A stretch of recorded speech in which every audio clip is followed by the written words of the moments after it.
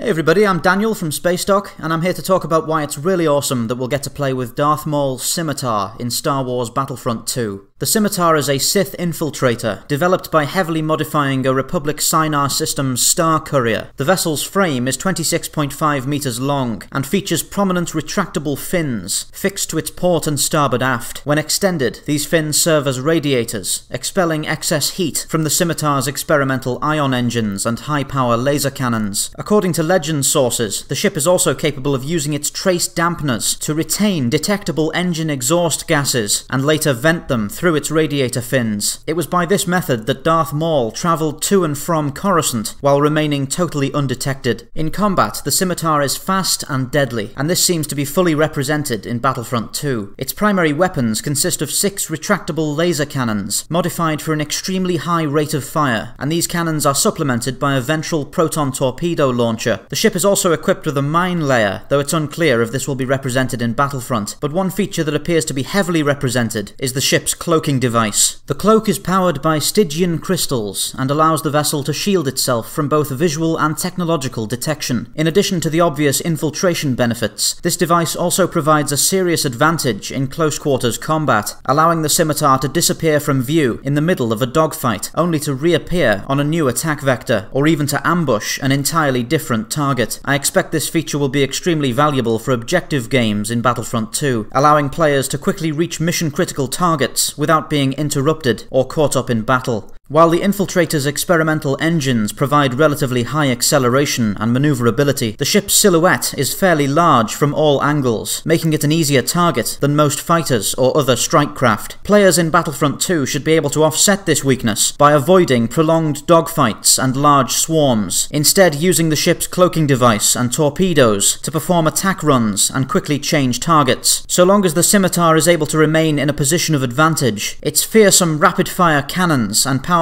secondary weapons pose a lethal threat to every smaller ship on the battlefield. Though not represented in Battlefront 2 for gameplay reasons, the Scimitar's interior includes a number of valuable utilities installed by Darth Maul. The ship features a small cargo hold, large enough to carry 2.5 metric tons of goods and equipment, as well as 2 holding cells for captured prisoners, and space for a small number of passengers. The ship also carries 3 Dark Eye series probe droids for target tracking, as well as a small medical station and Maul's personal speeder bike, the Bloodfin. Personally, I'm very excited to see the Scimitar as a playable craft in Battlefront 2. It's one of my favourite personal starships in the Star Wars fiction, and it looks like they've done a great job of adapting its flight style and weapons loadout into the game. I'd like to say a big thanks to Elliot for having me on to talk about this awesome ship. He's currently over on my channel with a video on the Battle of Kashyyyk, so if you'd like to see that, check out the link below. If you enjoyed the style of this video, please consider subscribing to my channel, Spacedock, where I publish sci-fi, spacecraft and battle analyses every Tuesday and Friday.